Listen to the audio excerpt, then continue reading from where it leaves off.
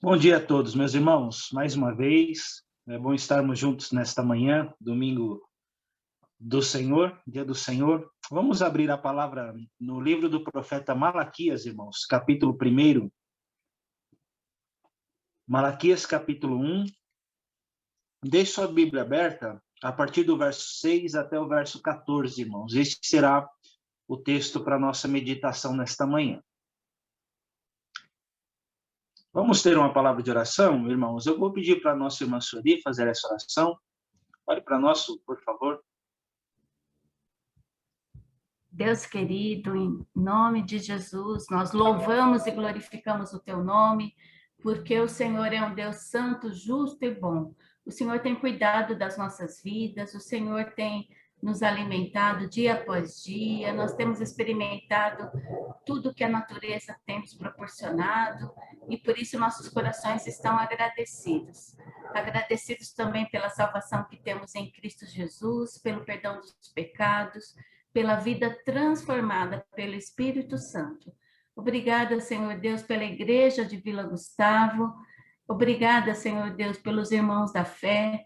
Obrigada porque o Senhor tem nos sustentado na fé, na esperança, para que tudo, ó Pai, que possamos fazer seja para a honra e glória do teu santo e bendito nome. Esteja agora, ó Pai, com o pastor Fernando, que ele possa, ó Pai, falar aos nossos corações, por intermédio do Espírito Santo, pela mediação do Espírito Santo, que a mensagem, ó Pai, alcance os nossos corações e vidas, para que possamos, ó Pai, entender a importância da liderança, a importância de seguir somente a verdade, porque é a verdade que liberta, que nos... E Jesus mesmo disse que ele é o caminho, a verdade e a vida. E não há outro como ele, ó Pai, não há outro caminho, a não ser crer em Jesus e depender unicamente dele. Por isso nós oramos e entregamos nosso domingo nas tuas mãos, que o Senhor fale conosco, que o Senhor edifique a tua igreja, em nome de Jesus. Amém. Amém, amém. Muito obrigado, meu irmão. Meus amados irmãos, o livro do profeta Malaquias é um livro muito oportuno para os nossos dias. O povo de Israel aqui, infelizmente, estava vivendo uma vida marcada pelo pecado e pelo cinismo, pelos muitos erros que estavam tendo na presença do Senhor. Nós vamos olhar que o Senhor vai confrontá-los muitas vezes com perguntas retóricas. E o povo vai falar, não, de que forma o Senhor tem feito isso na nossa vida? Se nós olharmos do capítulo 1, nós vamos ver o seguinte, o Senhor vai dizer, eu vos tenho amado, diz o Senhor dos Exércitos, mas eles, com cinismo, com a cegueira espiritual muito grande, eles vão falar, em que o Senhor nos tem amado? Deus escolhe Israel como nação, irmãos, preciosa aos seus olhos, mas infelizmente o povo não enxerga isso. No capítulo 2, o texto vai nos falar que nós, mesmo tendo a Deus como Pai, eles estavam profanando a aliança que eles tinham com o Senhor e com as suas próprias respectivas esposas. No capítulo 3, eles vão falar assim, o Senhor tem por aprovação aqueles que fazem o que é mal. E no capítulo 3 ainda, ele vai falar assim, o Senhor, vós me roubais, mas eles vão falar, em que nós temos te roubado, ó Senhor? Então, na concepção de cegueira e cinismo, irmãos, para eles, o caminho da perversidade era o que estava sendo aprovado na conduta de suas vidas. E no capítulo que nós vamos ler agora, irmãos, nos versos que nós vamos ler, o povo é marcado por uma falsa adoração. Eles estavam com o pensamento assim, eu não tenho profanado. Mesmo o Senhor tendo feito uma pergunta retórica, eles vão falar, não, eu não tenho desprezado o Senhor, eu não tenho profanado a minha adoração. Mas o Senhor vai confrontá-los aqui, meus amados, e nessa reprovação aos sacerdotes, com certeza tem algum ponto importante para nós colocarmos na aplicação da nossa vida. Que Deus nos livre de qualquer falsa adoração, de qualquer hipocrisia, irmãos, e que diante desse texto o Senhor nos aprove, né? E que nós possamos oferecer uma adoração que priorize o seu nome, que glorifique ao Senhor Jesus e com certeza é uma passagem muito oportuna para a nossa edificação. Então, irmãos, nesta manhã eu vou trabalhar o tema que está na sociedade bíblica mesmo. O Senhor reprova os sacerdotes. Eu coloquei aqui 3 faltas que o povo de Israel também, né, como nação, mas os sacerdotes também faltaram na presença do Senhor. E a primeira lição que nós vemos, irmãos, por essa reprovação, é que o Senhor reprova os sacerdotes pela falta de honra. Vamos ver o que diz aí os versos 6 e 7. Olhem lá, irmãos. O filho honra ao pai e o servo ao seu senhor. Se eu sou o pai, onde está a minha honra? E se eu sou o senhor, onde está o respeito para comigo? Olhem as perguntas retóricas, irmãos. E aí ele vai falar assim, diz o Senhor dos exércitos, a vós outros, ó sacerdotes, que desprezais o meu nome. E olhem a marca deles, irmãos, o cinismo. Vós dizeis, em que nós desprezamos o teu nome? E aí o Senhor já confronta, faz essa confrontação. Ofereceis sobre o meu altar pão imundo, e ainda perguntais em que te havemos profanado? Nisto que pensais, a mesa do Senhor é desprezível. Embora o texto fale de pão imundo, irmãos, aqui a confrontação do Senhor com os sacerdotes é que eles estavam oferecendo qualquer coisa no sentido de sacrifício, ou aceitando qualquer coisa das mãos do povo na hora de oferecer o sacrifício ao Senhor. Então, o pensamento dos sacerdotes era o seguinte, a mesa do Senhor é desprezível, qualquer coisa serve.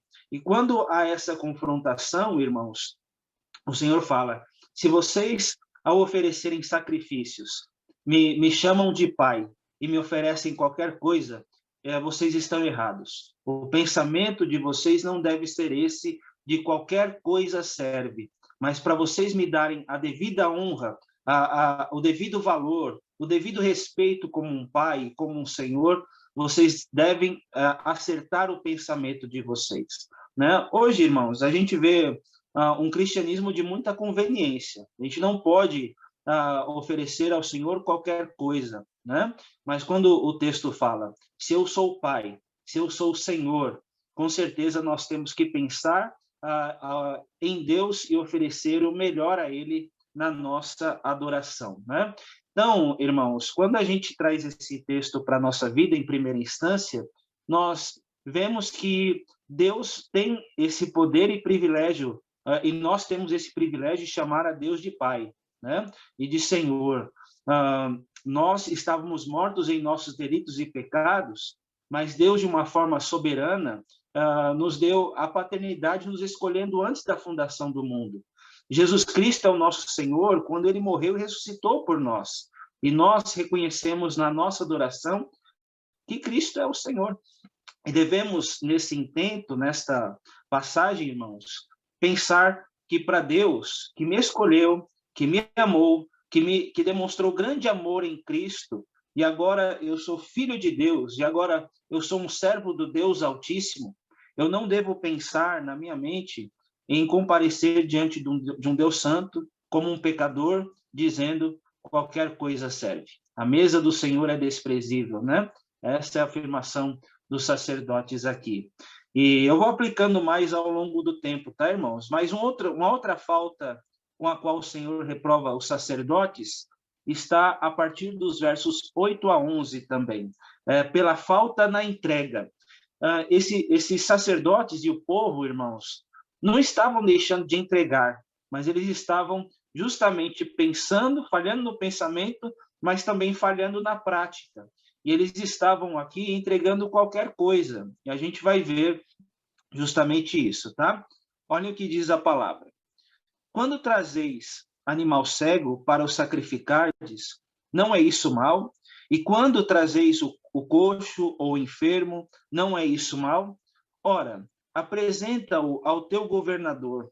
Acaso terá ele agrado em ti e te será favorável? Diz o Senhor dos Exércitos. Agora, pois, suplicai o favor de Deus, que nos conceda a sua graça. Mas com tais ofertas nas vossas mãos, aceitará ele a vossa pessoa? Diz o Senhor dos Exércitos. Tomara houvesse entre vós quem fecha as portas, para que não acendesseis de balde o fogo do meu altar. Eu não tenho prazer em vós, diz o Senhor dos Exércitos, nem aceitarei da vossa mão a oferta. Mas desde o nascimento do sol até o poente, é grande entre as nações o meu nome, e em todo lugar lhe é queimado incenso e trazidas ofertas puras, porque o meu nome é grande entre as nações, diz o Senhor dos Exércitos. Então, meus amados, aqui, agora, o Senhor, através do profeta Malaquias, vai atacar o povo naquilo que eles estavam oferecendo a Deus. Levítico 22, Deuteronômio também, vão nos falar que eles conheciam as regras, que você não poderia apresentar nos sacrifícios animais com defeitos, tinha que ser o melhor para o Senhor. E nisso, o texto fala, vocês trazem animal cego, e eles fazem outra pergunta retórica, o profeta aqui. Por acaso não é isso mal? E quando vocês apresentam o coxo, o enfermo, não é isso mal também? Ora, apresenta-o ao teu governador e veja se ele vai ter agrado em ti e vai ser favorável, né? Então ele coloca uma questão prática aqui, meus irmãos, dizendo o seguinte, se vocês fizerem isso para uma pessoa ilustre, vocês vão ser reprovados na hora, né? Quando a gente costuma receber gente em casa, irmãos, a gente não vai trazer qualquer coisa. A gente não vai dar qualquer coisa. Se você quer agradar a pessoa, você vai fazer o melhor. Imagine se alguém ilustre fosse a sua casa. Não, você não ia dar o coxo, o dilacerado, né? Mas você ia fazer algo para agradar essa pessoa. E aí, o verso 9 vai falar assim, agora, pois, suplicai o favor de Deus para que ele conceda a sua graça nessa apresentação.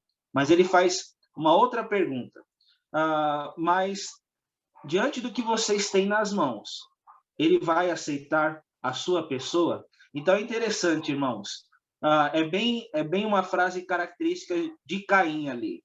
Então, quando você entrega, ele não aceita ele não só não aceita a sua oferta, mas ele não aceita a sua pessoa.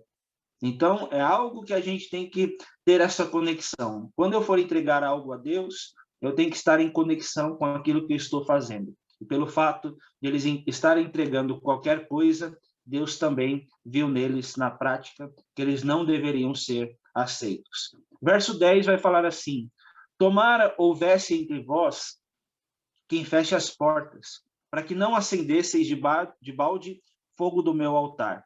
Então, irmãos, só para ilustrar aqui, na visão do profeta e na visão do Senhor, seria melhor que o lugar ficasse fechado do que eles oferecerem qualquer coisa a Deus.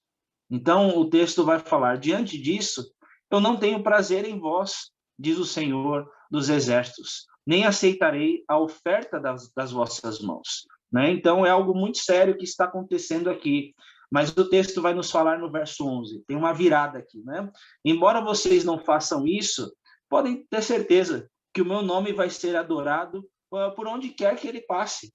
E o verso 11 vai falar, desde o nascente do sol até o poente, é grande entre as nações o meu nome, e em todo lugar lhe é queimado incenso e trazidas ofertas puras, porque o meu nome é grande entre as nações, diz o Senhor dos Exércitos. Irmãos, enquanto o povo de Israel falha, enquanto muita gente também não dá a devida adoração prática ao Senhor, eu tenho orado para que a igreja de Vila Gustavo seja um povo levantado para entregar uma adoração digna ao Senhor. O texto fala que do nascente do sol até o poente, Deus tem levantado nomes para adorá-lo. E a minha oração é para que nós sejamos esses adoradores que adorem ao Pai em espírito e em verdade.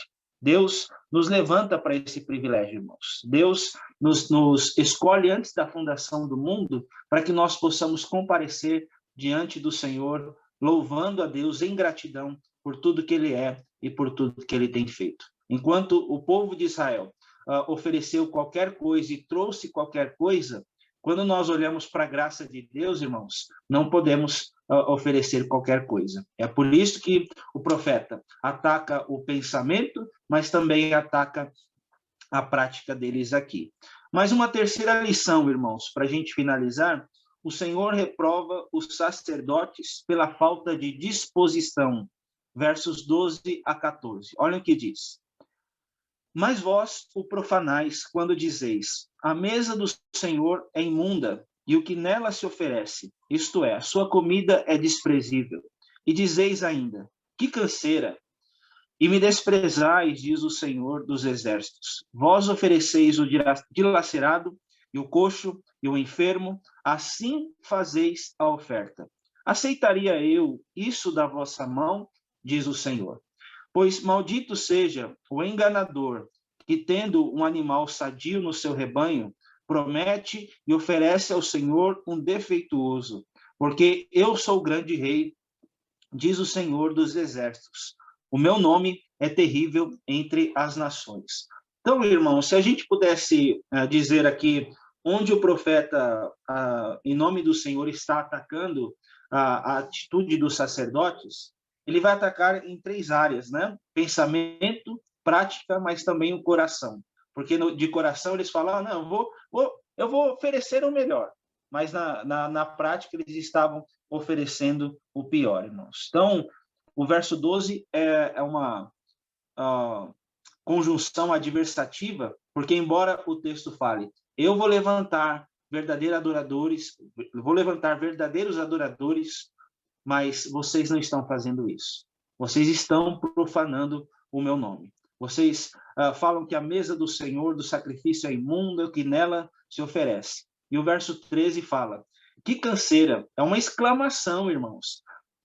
Eu fico imaginando, naquele tempo, como era difícil, a quantidade de sacrifícios, o quanto de ofertas que eram apresentadas, irmãos, para perdão de pecados. Isso era cansativo mesmo, mas ao mesmo tempo em que poderia ser cansativo, era um privilégio ter o perdão do Senhor. E eles não deveriam pensar isso no coração, irmãos. O coração, ou ter esse sentimento no coração. Eles expressavam que canseira e o que nela se oferece, isto é, a sua comida. O texto vai falar, e assim vocês desprezam, oferecendo qualquer coisa ao Senhor. A parte final do verso 13 vai falar assim, quando vocês oferecem o dilacerado, o coxo, o enfermo, ele tem uma expressão assim que é muito forte, ao meu ver. Assim vocês fazem a oferta.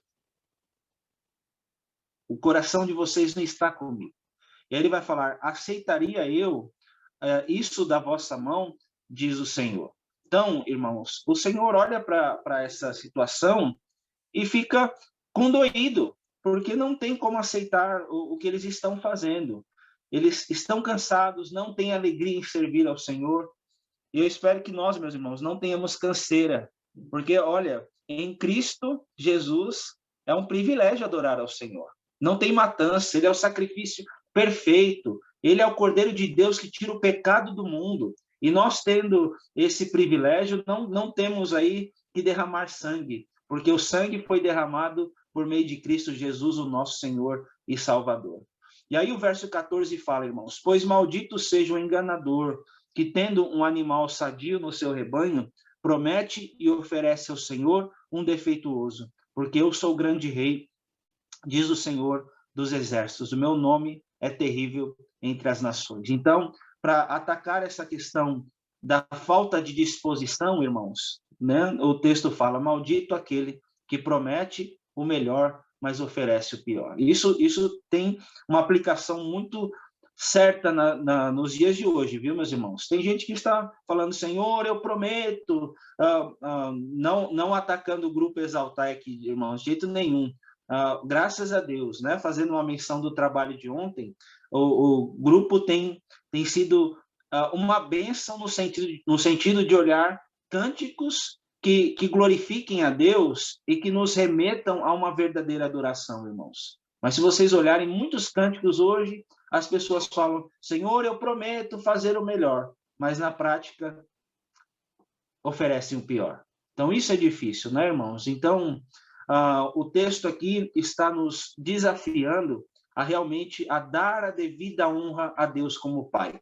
O texto vai nos falar, meus irmãos. Eu me lembro aqui em contraposição a essa passagem, quando Paulo fala: bendito seja Deus e Pai de nosso Senhor Jesus Cristo, que nos tem abençoado com toda a sorte de bênção espiritual nas regiões celestiais em Cristo. Quando o texto fala, meus irmãos, se eu sou o Pai, se eu sou o Senhor, louvem-me de todo o coração. Então, quando nós olhamos para as bênçãos da Trindade, meus amados, que nós possamos realmente nos alegrar com estas bênçãos do Senhor. Quando for para nós trazermos a oferta, a nossa vida, a nossa adoração, oferecermos o nosso culto ao Senhor, pense em Maria, irmãos, quando ela realmente ofereceu o melhor, e o texto vai nos falar, essa marca, essa atitude vai ficar na história. Eu me lembro aqui para aplicar, irmãos, que logo após a oferta de Maria, Judas falando, olha essa oferta aí, quando ela quebra o vaso e derrama o perfume, poderia ser dado aos pobres. Lá na frente, ele vai vender Jesus por 30 moedas de prata. Enquanto uma oferece o melhor, dedicando sacrifícios na sua vida, Judas troca Jesus por qualquer coisa. E aí você vai ver lá a história, irmãos, se repetindo, acontece isso, é uma filosofia de vida. Enquanto há pessoas na igreja que adoram ao Senhor com o melhor, tem gente que troca Jesus por qualquer coisa, infelizmente. Mas fica uma lição, irmãos, para que Deus nos levante como verdadeiros adoradores. É um privilégio servir ao Senhor e que realmente nós vivamos uma vida santa na presença do nosso Deus. E o texto, nessa falta de disposição, irmãos, Paulo vai nos falar em Romanos 12. Rogo-vos, pois, irmãos, pelas misericórdias do Deus vivo, que apresenteis o vosso corpo por sacrifício vivo, santo e racional. Esse é o nosso culto racional, né?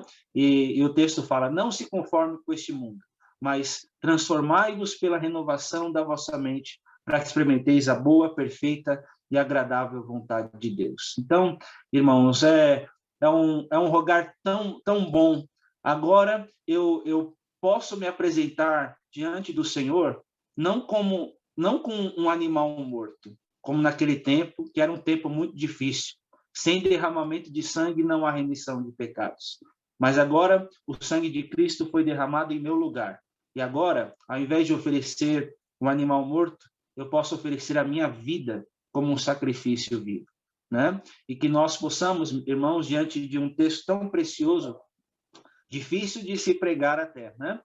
Realmente sermos confrontados. Como é que está a nossa vida? Como é que está a nossa honra ao Senhor? Como é que está a nossa entrega? Como é que está a nossa disposição? Para finalizar, tem aquele hino que fala, muitos que corriam bem, de ti longe agora vão. Outros seguem, mas também, sem fervor, vivendo estão. Que Deus tire qualquer situação assim, irmãos, para que nós clamemos ao Senhor, vem, ó vem, Senhor Jesus, nossas almas despertar. Com o teu santo e puro amor, vem, Senhor, nos inflamar. E que diante, meus irmãos, de quem Deus é, do que Ele faz, do seu amor em Cristo, que nós possamos realmente adorar ao Senhor e dar a devida glória. Não a nós, Senhor, mas ao teu nome da glória. Deus nos abençoe, meus irmãos. Que nós tenhamos um domingo de adoração, alegre na presença do Senhor e realmente adorando a Cristo na beleza da sua santidade. Vamos orar? Vamos colocar a nossa vida diante do Senhor. Oremos ao nosso Deus. Pai bendito, muito obrigado, Senhor, por esta manhã de vida que o Senhor nos concede. E queremos, ó Pai, te bendizer pela obra de salvação que o Senhor faz na vida do teu povo. E, ó Pai amado, diante de tão grande salvação, nos ajude, ó Pai, a realmente termos o nosso coração, a nossa alegria, a nossa disposição em te adorar, em te servir, ó Deus. Que o Senhor possa fortalecer cada coração nesta manhã e que diante desta palavra desafiadora, que nós possamos honrar ao Senhor com os nossos pensamentos, com a nossa atitude, com a nossa disposição, ó Pai, e que diante dessa confrontação que foi feita através do texto, ó Pai, muito obrigado, porque o Senhor trabalha no nosso coração para nos levantar como verdadeiros adoradores, ó Deus. Trabalha em cada lar, cada família, cada coração, e que nós, diante desta palavra, possamos ser esses servos que o Senhor nos nomenclatura na tua palavra, ó Deus. Muito obrigado pela salvação e porque o Senhor faz da tua igreja, a verdadeira igreja, povo eleito, sacerdócio real, nação santa, povo de propriedade exclusiva do Senhor. Que diante desses privilégios, que nós possamos te honrar e te glorificar. Muito obrigado por todas essas bênçãos. E nós oramos pedindo que o Senhor nos fortaleça no nome santo e precioso de Jesus. Amém, Senhor. Deus abençoe, irmãos. Um ótimo domingo. Passo a palavra à direção da superintendência.